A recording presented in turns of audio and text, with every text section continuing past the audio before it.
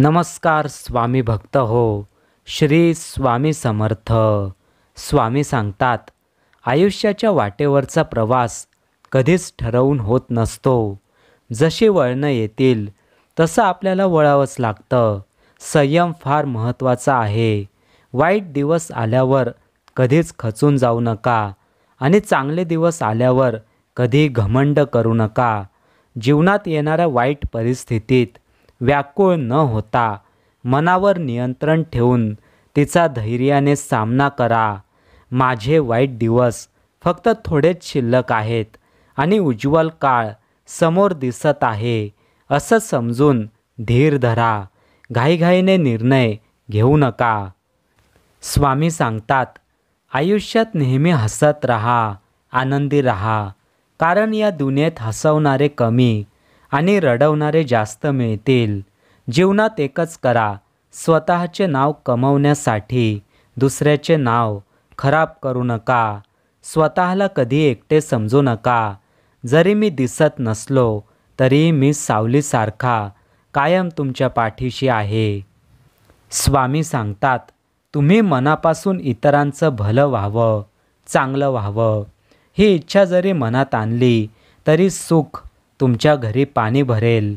ज्या घरामध्ये श्री स्वामी समर्थ महाराज असतात त्या घरामध्ये उन्हाळ्याच्या गरमीत सुद्धा थंड गारवा जाणवतो.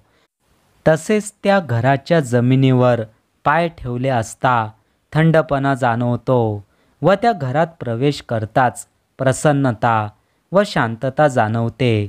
अशा घरात दैवी तत्व मोठ्या प्रमाणात रूढ असते. स्वामी सांगतात, सूर्य बोलत नाही तर त्याचा प्रकाशच त्याचा परिचय देतो. त्याचप्रमाणे तुम्ही तुमच्याबद्दल काहीच बोलू नका.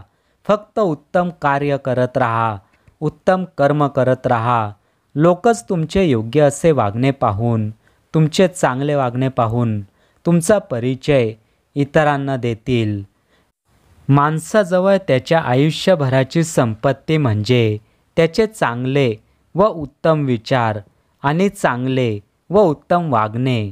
कारण धन आणि बळ कोणालाही वाईट मार्गावर नेऊ शकतात, परंतु चांगले विचार माणसाला सदैव उत्तम कार्यासाठी प्रेरित करत असतात.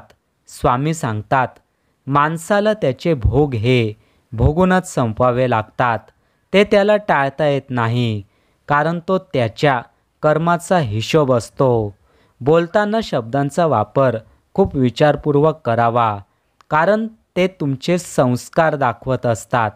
स्वामी महाराज सांगतात, जिथे माझे नामस्मरण नित्य चालते, माझी उपासना नित्य चालते, माझे चरित्र पठन नित्य चालते, तिथे मी नेहमी असतोच. जो माझे मनापासून नामस्मरण करतो त्याच्या मागे पुढे मी सतत उभा असतो. त्याला प्रत्येक संकटात आधार आणि मदत करत असतो. आभाळाची साथ आहे, अंधाराची रात आहे. आम्ही कोणापुढेही झुकत नाही, कारण माझ्या डोक्यावर ब्रह्मांड नायक सद्गुरू स्वामी समर्थ महाराजांचा हात आहे, आशीर्वाद आहे.